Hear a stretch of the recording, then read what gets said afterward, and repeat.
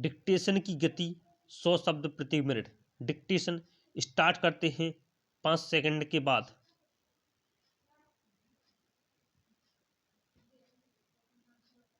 Start.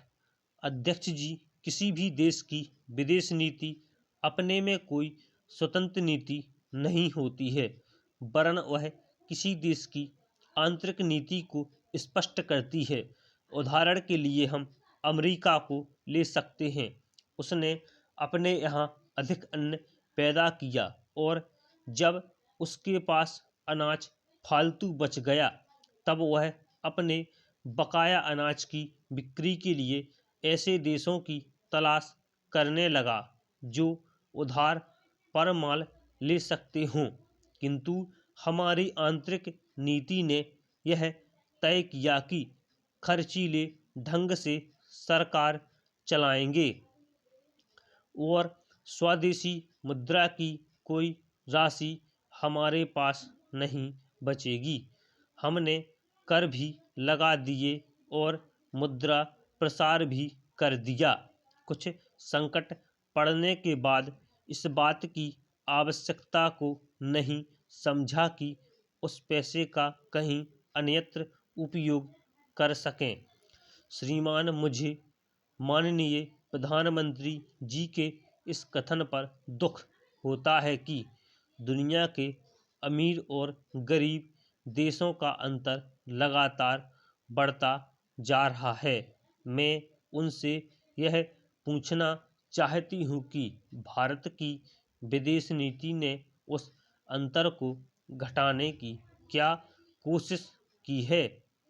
क्या भारत सरकार ने कभी दुनिया की पंचायत में यह कहने की हिम्मत की है कि बालिग मताधिकार के आधार पर यूएनओ का चुनाव होकर एक संसद बनाई जाए?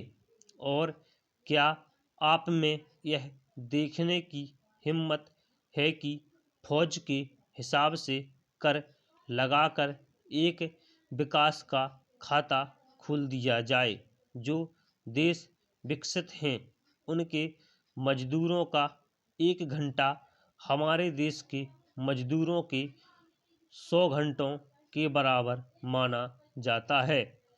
क्योंकि उनके पास साधन हैं, इसलिए यह अंतर और भी बढ़ता चला जा रहा है। किसी देश के अंदर आंतरिक नीति में अमीरी और गरीबी का अंतर बढ़ता चला जा रहा हो और वह दुनिया के देशों में विद्यमान अमीरी और गरीबी के इस अभिशाप को समाप्त करेगा, यह समझ में आने वाली बात नहीं है। अब मैं आपका ध्यान एक और बात की ओर दिलाना चाहती हूँ। पूर्वी जर्मनी को मान्यता देते हमें परेशानी होती है, इसलिए कि शायद पश्चिमी जर्मनी को बुरा लगे, लेकिन पश्चिमी जर्मनी ने तो अपनी रक्षा का भार दूसरों पर छोड़ दिया है। उसने अपनी पूरी शक्ति इस बात पर लगा दी है कि अधिक से अधिक उत्पादन किया जाए। आपने जो समय दिया उसके लिए मैं आभार प्रदर्शन करता हूँ और आपका धन्यवाद करता हूँ। अध्यक्ष जी, जिस समय पाकिस्तान ने भारत पर हमला किया था, उस समय उन्होंने देश की रक्षा के लिए महत्वपूर्ण कार्य किया था। इसके साथ ही मैं मंत्री महोदय को यह भी स्मरण दिलाना चाहता हूँ कि शायद उन्होंने इस बात पर ध्यान नहीं दिया कि इस बार जो राष्ट्रीय पुरस्कार मिले हैं उनमें रेलवे प्रशासन को केवल 2 ही प्राप्त हुए हैं, जबकि मैं ऐसा मानता हूँ कि हमारी सेना के बाद अगर किसी ने युद्धकाल में सराहनीय कार्य किया है तो वह रेलवे प्रशासन अथवा रेलवे कर्मचारी और अधिकारी हैं। इसलिए उनके मनोबल को बनाए रखने के लिए और उनको प्रोत्साहित करने के लिए रेल मंत्री को इस बात पर भी ध्यान रखना चाहिए और इसका प्रयास करना चाहिए कि जो भी इस तरह के प्रोत्साहन मिलें उनमें रेलवे का विशेष ध्यान रखा जाए।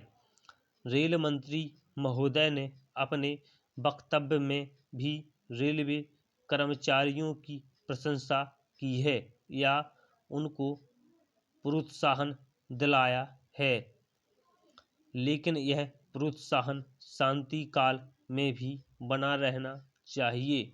रेलवे ने युद्ध काल में जो काम किया वह तो देश की रक्षा का महान उद्देश्य था, लेकिन उसके बाद देश के निर्माण में या गरीबी मिटाने के लिए जो युद्ध होता है उनमें भी प्रत्येक रेलवे कर्मचारी का मनोबल उसी तरीके से बना रहे, इसके लिए भी रेल मंत्रालय को कुछ कदम उठाने की आवश्यकता है।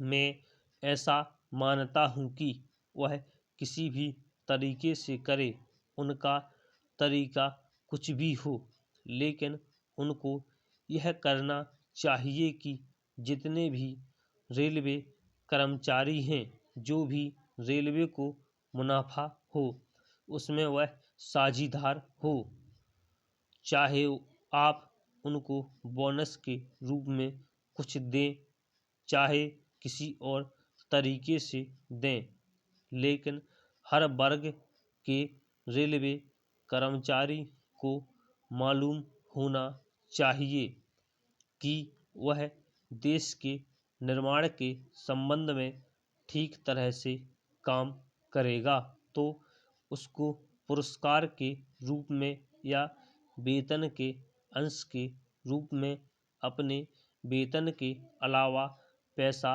मिलेगा। इसी प्रकार इस संबंध में मैं एक और सुझाव देना चाहता हूँ।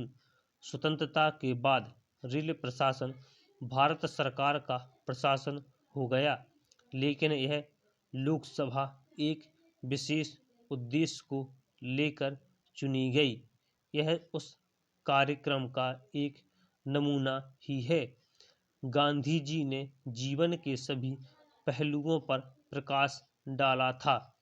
धन को वे संयम से व्यय करने के हक में थे।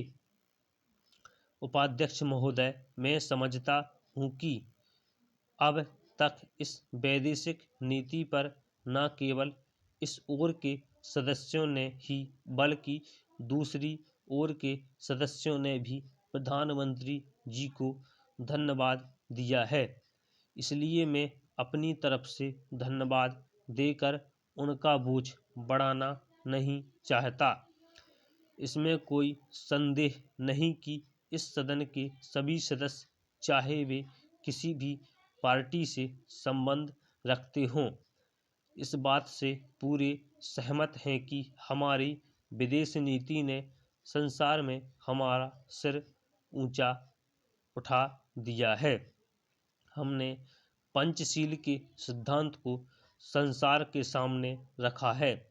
यदि हम उसके आधारभूत सिद्धांत पर दृष्टिपात करें तो हमको पता चलता है कि हमने संसार में एक जो सबसे बड़ा काम किया है वह यह है कि हमने तनाव को कम करने का प्रयत्न किया है।